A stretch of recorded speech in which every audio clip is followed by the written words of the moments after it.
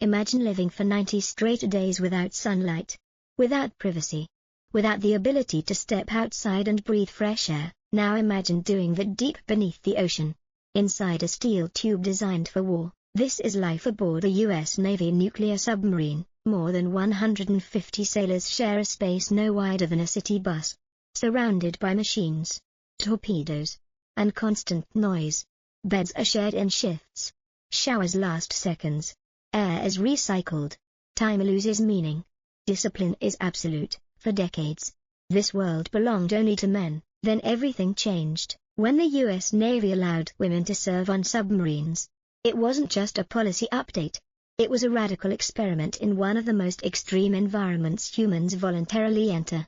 A place where one mistake can cost lives. Where stress never leaves. Where personal boundaries are almost impossible to maintain, and that raised a question many Americans were too uncomfortable to ask out loud. What really happens when a small number of women are placed inside a sealed military vessel with over 100 men for 3 months straight? Not in theory, not in recruitment videos, but in real life. How do they sleep? How do they shower? How is privacy enforced when privacy barely exists at all? And how does the military prevent human instinct from colliding with mission-critical discipline? The public narrative often stops at progress and equality. But inside the submarine, progress comes with a price. Ships had to be redesigned, rules rewritten, culture reprogrammed. And even then, reality proved more complicated than policy. There were successes that changed military history, and there were incidents the Navy would rather you never hear about, because a submarine does not forgive distraction. It does not allow chaos. And it does not care about intentions. Only control matters. This is not a story meant to sensationalize women in uniform. It is a story about pressure, psychology, and what happens when ideals meet the most unforgiving workplace on Earth. To understand it, you have to go below the surface, because once the hatch closes and the ocean seals you in, there is no escape, no pause, no outside world, only people, rules, and consequences. Stay with me, because what happens inside a submarine reveals far more about human nature, discipline, and modern equality than most Americans ever realize. To understand why this issue matters, you first have to understand the environment itself. A nuclear submarine is not just a workplace. It is a closed system where every square inch is optimized for survival and combat, not comfort. Once submerged, the crew lives entirely cut off from the outside world. No sunlight, no fresh air, no phone calls, no internet. Days blur together, measured only by shifts, alarms, and routine. Space is the first shock. Sailors sleep in bunks stacked 3 high, often inches from pipes, wiring, or torpedoes. Many do not even have their own bed. They hot rack, sharing the same bunk in rotating shifts. When one sailor finishes duty, another takes their place in the same bed minutes later. Privacy, as Americans understand it, simply does not exist. Time becomes distorted. Without sunrise or sunset, the body loses its natural rhythm. Fatigue builds quietly. Stress accumulates in small ways. A minor irritation can feel overwhelming after weeks underwater. This is why submariners are trained not only for technical skill, but for emotional control. Discipline is everything. Every action is regulated. Movements are planned. Conversations are monitored for security. Even small mistakes can cascade into serious consequences. In this environment, trust is not optional. It is the foundation of survival. For decades, this system was built around a single assumption.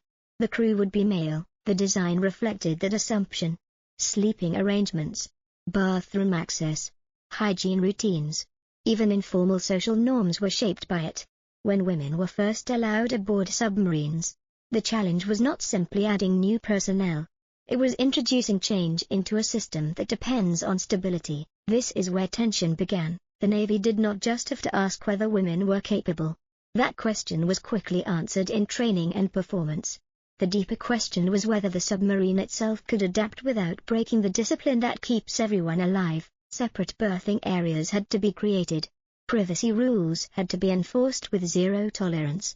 New standards of conduct were introduced, not because of distrust, but because ambiguity could not be allowed to grow. On a submarine, There is no room for misunderstanding. This environment magnifies everything. Professionalism matters more. Mistakes cost more. And any breakdown in discipline threatens not just individuals, but the mission itself. This is the reality women entered, not a symbolic gesture, not a controlled experiment, but one of the most demanding, unforgiving environments the U.S. military operates. In the next part, we look at how this transition played out in real life, and why success on paper did not always mean simplicity below the surface. Once women began serving aboard submarines, the transition moved quickly from policy to reality. On paper, the rules were clear: strict separation of sleeping areas, zero tolerance for fraternization, clear reporting chains, mandatory training on conduct and boundaries. The framework was designed to remove ambiguity before it could turn into risk. In practice, reality was more complicated. A submarine is a pressure cooker. Weeks pass without daylight. Fatigue becomes constant. Stress is managed, not eliminated. In that environment, every social interaction carries weight. Tone matters. Small misunderstandings can grow when there is nowhere to step away. Most crews adapted. Professionalism became sharper. Language changed. Informal habits were re-evaluated. Many male submariners reported that the presence of women raised standards, not lowered them. Behavior that once slid under the radar was corrected quickly. Expectations became explicit rather than assumed. For many women, the challenge was not competence, but visibility. On a submarine, everyone is always seen. Mistakes are noticed instantly. Success is expected silently. A woman could not afford to blend into the background. Every performance was taken as a signal, not just about the individual, but about the policy itself. That pressure was real. Some women described feeling as though they were representing an entire group, not just doing a job. Any error risked being generalized. Any success was quietly absorbed as proof that the standard had been right all along. Then there were the moments the system struggled to contain. Isolated incidents did occur. Boundary violations, misconduct, investigations that ended careers. These cases were rare. But on a submarine, rarity does not soften impact. When trust is compromised in a sealed environment, consequences are immediate and severe. The Navy responded by tightening controls, more oversight, clearer reporting mechanisms, faster accountability. The goal was not punishment for its own sake, but preservation of the environment that keeps everyone safe. On a submarine, discipline is not moral theater. It is operational necessity. What became clear over time was this: the challenge was never about whether women could serve under pressure. They could, and did. The challenge was whether an institution built for uniformity could integrate change without sacrificing cohesion. Gradually, it did, not perfectly, not without setbacks, but with deliberate adjustment. Submarines continued to deploy. Missions were completed. Crews functioned. The world did not end. What emerged was not a dramatic success story or a catastrophic failure, but something more revealing, a system forced to confront its own assumptions. In the next part, we examine the hidden cost of that adjustment, not in headlines or policy documents, but in the psychological toll of living and working where there is no escape, and no room for error. What rarely makes it into official reports is the psychological cost of adaptation. Life on a submarine is already an exercise in mental endurance. The absence of natural light disrupts sleep cycles. The constant hum of machinery never stops. Personal space shrinks to almost nothing. Even silence feels artificial. Over time, the mind adjusts by narrowing focus. You think in tasks, procedures, and checklists. Emotion is managed carefully, because there is nowhere to release it. Adding change to this environment intensifies everything. For women, the pressure was not only professional, but internal. Many described the need to be constantly aware of their presence, how they spoke, how they reacted, how their behavior might be interpreted, not because they were watched more harshly, but because mistakes carried symbolic weight. For men, adjustment came with its own strain. Habits that once felt automatic had to be unlearned. Jokes were reconsidered. Language was monitored. Boundaries became explicit where they had once been assumed. Most adapted without complaint. But adaptation still requires energy. In an environment where mental reserves are already taxed, Even small changes add load. This is where submarines test people differently than almost any other workplace. There is no decompression time. No stepping outside to cool down. No private space to reset. Conflict cannot be avoided. It must be managed internally, quietly, and professionally, over weeks and months. This creates a unique psychological environment. Crew members learn to compartmentalize deeply. Personal thoughts are shelved. Emotions are delayed. Stress is normalized. This coping mechanism keeps the mission running. But it comes at a cost. When the deployment ends, many submariners report a delayed reaction, irritability, emotional numbness, difficulty adjusting back to open spaces and unstructured time. For women, reintegration could feel even sharper. Returning to the surface meant shedding the constant awareness that had become second nature. Some described feeling exposed in ordinary settings, as if the boundaries that protected them underwater no longer existed. The Navy responded gradually. Mental health screenings became more robust. Leadership training placed greater emphasis on psychological awareness. Commanding officers were taught to recognize subtle signs of strain, not just overt failure. The goal was not to soften the environment, but to prevent silent breakdowns. What this revealed was something broader. The submarine did not expose weakness. It exposed humanity. Under extreme confinement, systems rely not just on rules, but on emotional intelligence. Not just authority, but awareness. The integration of women did not create psychological stress so much as illuminate the stress that was already there. It forced the Navy to confront an uncomfortable truth. Even the most disciplined environments are still made of people, and people carry weight that no policy can fully contain. As the years passed, the question shifted from whether women could serve on submarines to what their presence revealed about the system itself. The answer was not simple. Operationally, submarines continued to function. Missions were completed. Standards were met. Safety records remained intact. From the outside, the experiment appeared successful. The Navy had integrated women into one of its most demanding roles without catastrophic failure. But beneath that surface, something deeper had changed. The presence of women forced a level of self-examination that submarines had never required before. Long-standing habits were questioned. Informal hierarchies were exposed. Assumptions that had gone unchallenged for generations were suddenly visible. What had once been dismissed as just the way things are now had to be explained, justified, or discarded. This was uncomfortable. Submarine culture had always relied on sameness. Uniform backgrounds, uniform expectations, uniform behavior under pressure. That sameness created cohesion. But it also hid flaws. When difference entered the system, those flaws became harder to ignore. Some leaders adapted quickly. They understood that discipline and respect were not weakened by inclusion, but sharpened by clarity. Others struggled, mistaking discomfort for threat. Where leadership failed, tension grew. Where leadership was strong, crews adjusted and trust deepened. This difference mattered more than policy. Women did not change the submarine. Leadership did, in crews where expectations were explicit and consistently enforced. Integration became routine. In crews where boundaries were vague or unevenly applied, problems emerged. The environment magnified leadership quality the same way it magnified stress. Over time, the Navy learned, selection standards were refined. Training emphasized not just technical skill, but emotional maturity. Commanding officers were evaluated not only on mission success, but on crew climate. The goal was not harmony at all costs, but stability under pressure, and slowly, what once felt radical began to feel normal. Women stood watch. Women led divisions. Women earned trust not as exceptions, but as professionals. The novelty faded.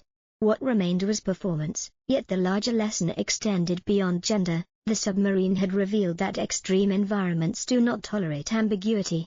They expose it. They strip systems down to their essentials and test them relentlessly. Inclusion did not introduce fragility. It revealed where fragility already existed. This is why the story matters, not because it proves a point about equality, but because it shows how institutions evolve when forced to confront reality rather than ideology. The submarine did not bend to social pressure. It adapted because adaptation was necessary. In the end, the ocean did not care who was on board. It cared only whether the crew could function together when nothing else mattered, and that is where the real test was always waiting. In the end, the story of women serving aboard submarines is not about scandal. Nor is it about triumph, it is about exposure. Extreme environments have a way of stripping away illusion. They reveal what systems are built on, not what they claim to stand for. A submarine does not allow for performance or symbolism. It demands function.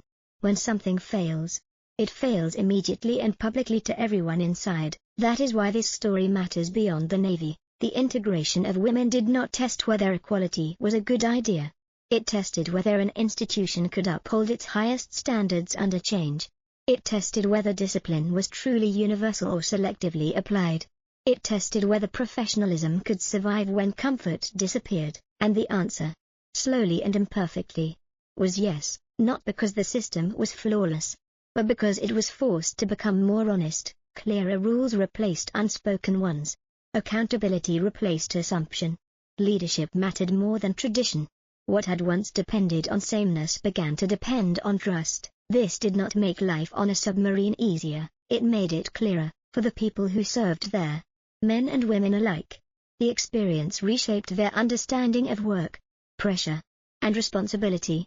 It taught them that resilience is not just physical endurance, but emotional regulation. That discipline is not silence, but consistency. That cohesion is not uniformity, but reliability. These lessons extend far beyond the ocean. Any system pushed to its limits reveals whether it values control or competence, hierarchy or integrity. The submarine simply accelerates that process. It compresses time, space, and stress until truth becomes unavoidable. For Americans watching from the surface, it is tempting to reduce this story to debate, to argue whether the change should have happened, whether it went far enough, or whether it went too far, but those arguments miss the deeper point. The submarine did not change because of ideology. It changed because reality demanded it, because the mission required adaptation, because survival leaves no room for nostalgia. What remains is not a perfect outcome, but a durable one. Women now serve beneath the ocean not as symbols, but as submariners. The novelty has faded. The work remains, the pressure remains, and the standards remain uncompromising. That is the quiet conclusion of this story, not that equality is easy, or that progress is painless, but that when environments are unforgiving, only systems built on clarity, accountability, and respect can endure. And deep underwater, where there is no escape and no audience, that truth becomes impossible to ignore. When the hatch finally opens and the submarine returns to the surface, the mission ends, but the experience does not. For those who lived inside that steel vessel for months, the world above feels unfamiliar at first. Sunlight is too bright. Space feels excessive. Noise carries no urgency. The discipline that once governed every minute loosens, and with it comes a quiet realization of how much pressure was being held inside. This is where the story truly settles, because what happened beneath the ocean was never just about gender. It was about how humans function when stripped of escape, privacy, and comfort. It was about whether professionalism could survive without distance, whether trust could be maintained without space, whether leadership could adapt without losing authority. The integration of women into submarines did not create these questions. It forced them into the open, and once exposed, they could not be ignored. The Navy did not emerge with a perfect model. No institution does. What it gained instead was something more valuable: self-awareness. The understanding that extreme environments magnify both strength and weakness. That culture is not fixed by tradition, but maintained by daily behavior. This lesson extends far beyond the military. Every workplace operates on assumptions until pressure tests them. Most environments are forgiving enough that flaws remain hidden. Submarines are not. They compress life until nothing extraneous survives. Only systems that function under stress endure. For Americans watching this story, the temptation is to reduce it to a verdict: success or failure, right or wrong. But reality resists those labels. What happened beneath the sea was neither flawless nor disastrous. It was human, complicated, uneven, and ultimately instructive. Women did not prove they belonged by changing the submarine. They proved it by meeting its demands, by adapting without asking the environment to soften, By performing under conditions that test everyone equally, men did not lose their place. They gained clarity. Expectations became explicit. Boundaries became professional. Leadership became accountable. The ocean did not judge any of this, it simply demanded competence, and competence, once demonstrated, has a way of silencing debate. In the end, the submarine stands as a reminder of something deeply American. Progress is not made by comfort. It is made by confronting reality honestly, by accepting friction, by adjusting systems without lowering standards. Below the surface, there was no room for ideology. Only responsibility mattered, and that may be the most powerful truth this story leaves behind. When pressure removes the noise, what remains is not who we think we are, but how we actually behave. That is the real test, and it is one few environments on land or at sea are brave enough to apply.